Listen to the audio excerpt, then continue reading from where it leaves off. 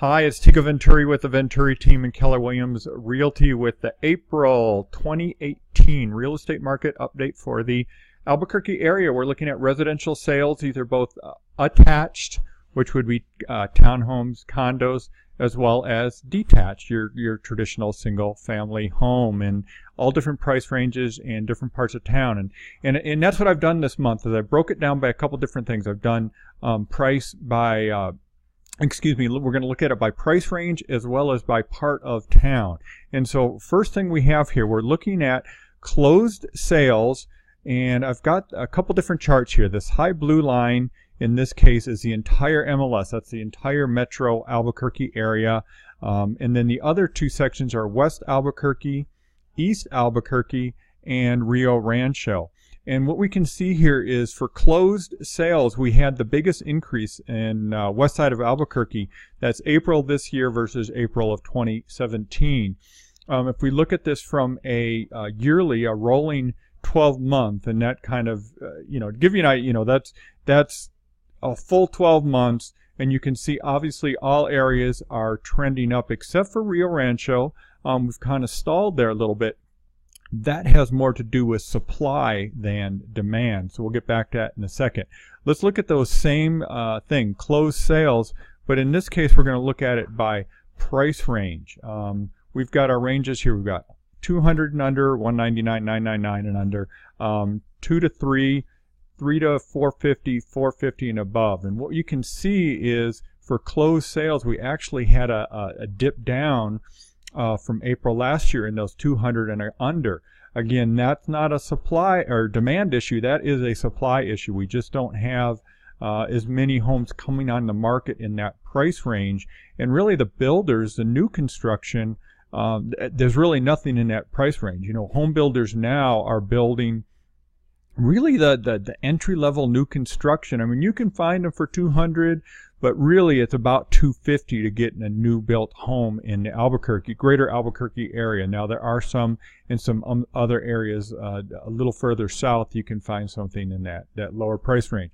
But the areas where you've seen the biggest increases is 2 to 3 and 3 to 450, 25% there, 27% there, and even in that 450 and above price range, we've seen a good increase in the number. Now let's look at this one also as a rolling 12-month. Again, the big number up here, that's the 13,000. That's the annualized number of homes selling in our market.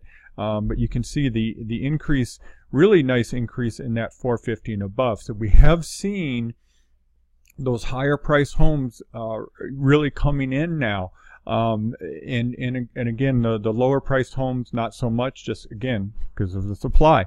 Let's look at month supply of inventory. Excuse me while I look down here.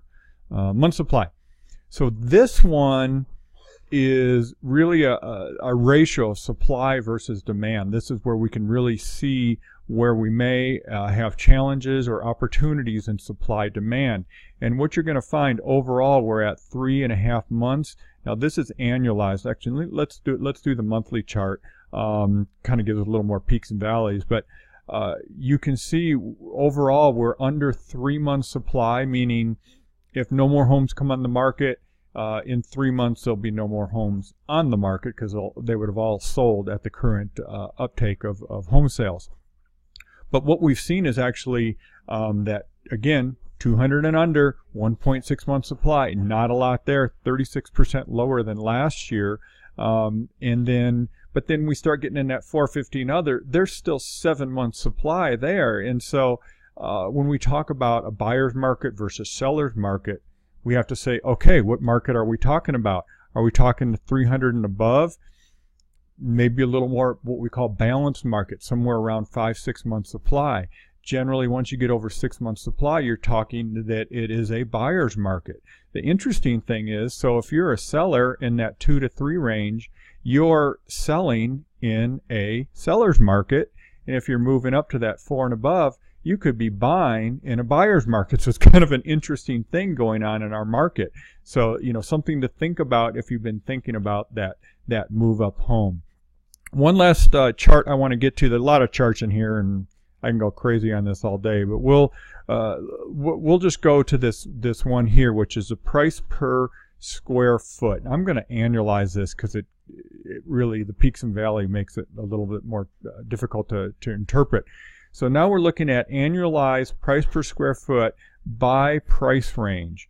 And what we're seeing is overall about a 4% move in price per square foot, which kind of correlates. It's not a perfect correlation, but it does correlate to price appreciation overall. In that 450 and over, not a lot of movement there, actually kind of flat. But what you'll see is obviously the 200 and under, the 2 to 3, and so on. That's where a lot of that price appreciation has been coming from over the last few years. So, you know, if we say Albuquerque area is appreciating at 4%, well, that's not all homes in all price ranges, so it just kind of depends, and you have to look at it on a case-by-case, even neighborhood-by-neighborhood basis sometimes. Let's go back and look at this same chart, the price per square foot by area, which is an interesting one to look at. Let me get to the right chart there. There we go. So you can see Rio Rancho, we're at 108, which is up about 6%. West Albuquerque up at 112, again up about 6%. East Albuquerque, 130 per square foot, up about 3%. And again, that overall number is about 4% with 118 per square foot. So a lot of information here. The big takeaway, the market is healthy. It's chugging along very nicely. There's some supply constraints for sure. And in the lower prices, if you're a buyer in that 250 and under, let's say, be prepared for some competition. Be prepared, ready to go. Get pre-qualified. Make sure you are a, quote, cash buyer, meaning you've been pre-qualified, pre-approved by a lender, so you can be in there because they are competitive. We're seeing that multiple offers on a lot of deals in that price range. In the higher price homes, you may have a little bit more time if you're a buyer. But not everywhere. Again, it just depends on where it is. So that's why you need that guidance from a real estate expert to help you navigate this market, which is moving fast, changing fast, and it's good because people are getting some great houses and getting into what they want. We still have the low interest rates, which is great. So again, a lot of info here. Thanks for watching. Talk to you next time.